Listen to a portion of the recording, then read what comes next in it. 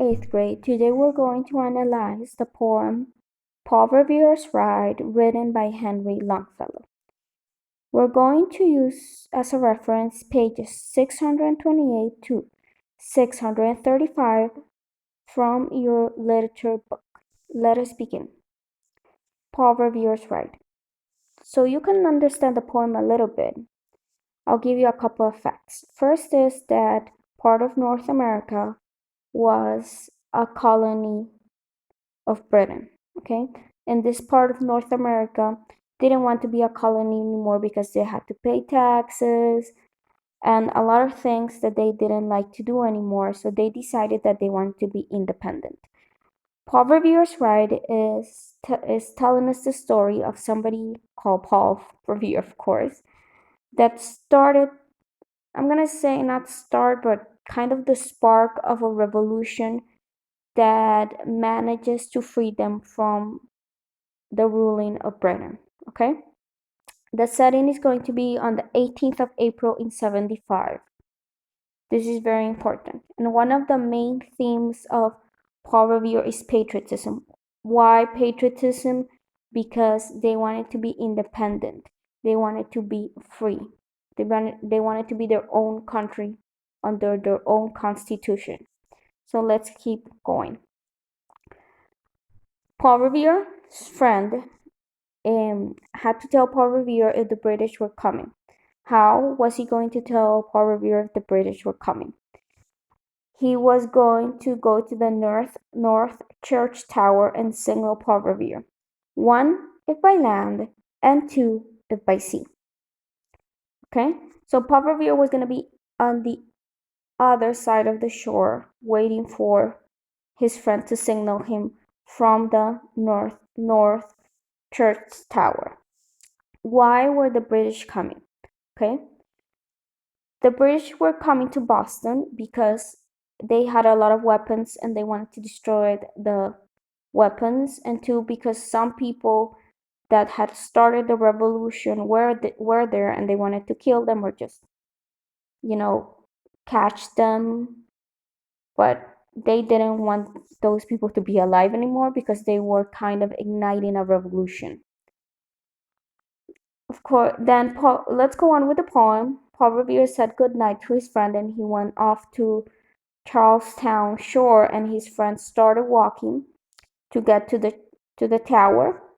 As the friend was walking through the streets, he could see that people were getting their weapons, everything that they could get to fight the British. Finally, he gets to the tower and he just climbs the tower and he can see everything. Imagine this gloomy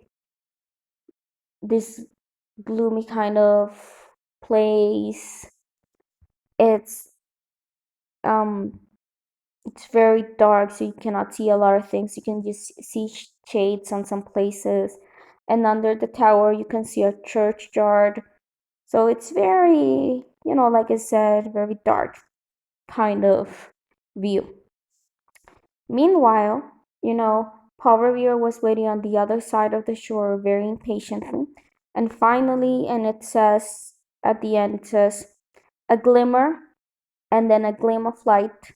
He springs to the saddle, the bridle he turns, but lingers and gazes, till full on his sight a second lamp in the belfry burns. Okay? He saw the first lamp and got he kind of decided to leave, but then he stopped and he said, I'm gonna wait. And then he saw the second lamp. That means that the British were coming by sea.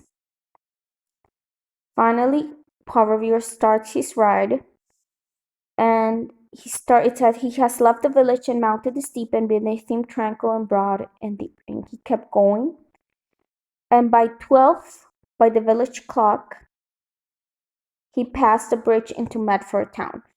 So if we're seeing Paul Revere's ride first, we're tracing Paul Revere's ride first, he passed the bridge into Medford town at 12 o'clock. Then by 1, he galloped into Lexington. Okay.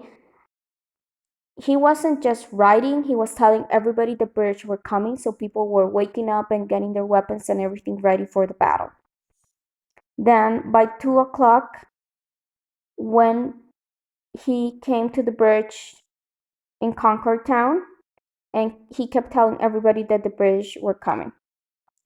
Well, and it says, you know the rest in the books you have read, how the British regulars fired and fled, how the farmers gave them ball for ball, from behind each fence and farmyard wall, chasing the redcoats down the lane, then crossing the fields to emerge again, under the trees at the turn of the road, and only pausing to fire and load. Let's look at a couple of things. How the British regulars fired and fled. Fled means they escaped. They didn't, the British didn't think that people were going to be ready for a fight. So when they encountered people that farmers were ready and regular people were ready, we're not talking about a military people, okay? They decided they had to go. Okay, they were overwhelmed with the fight. And then it says chasing the redcoats. Who are the redcoats, you could ask? Well, the redcoats is the name they gave to the British. So the name for the British was redcoats, and for the British was redcoats, and the name for the other side, who was on the North American line, was the Patriots. So redcoats British and the Patriots the other guys. Of course, they had to leave. The British they had to leave because they couldn't with all the people ready to fight. And the last stanza says, so through the night rolled Paul Revere, and so through the night went his cry of alarm. So he told everybody that they were coming. And overall sum is that his mission was to tell people that the British were coming and they had to be ready. Okay? Why is this so important? Because he was the spark of the revolution.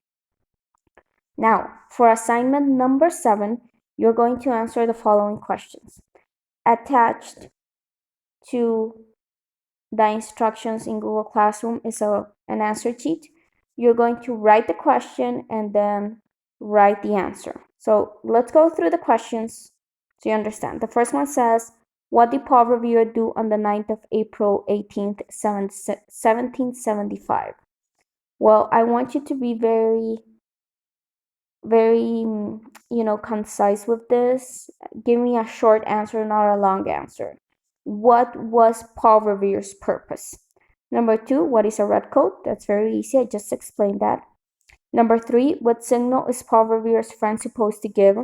Explain to me the 2 signals and what each signal means. 4, how many lanterns were hung and what did that mean? At the end, how many lanterns did Paul Revere's friend hang and what did that mean? Okay. And 5, trace the main event of Revere's ride, time and place. You're going to trace, once he gets the signal, which places, does he go through and the time. It's very short, very easy, okay?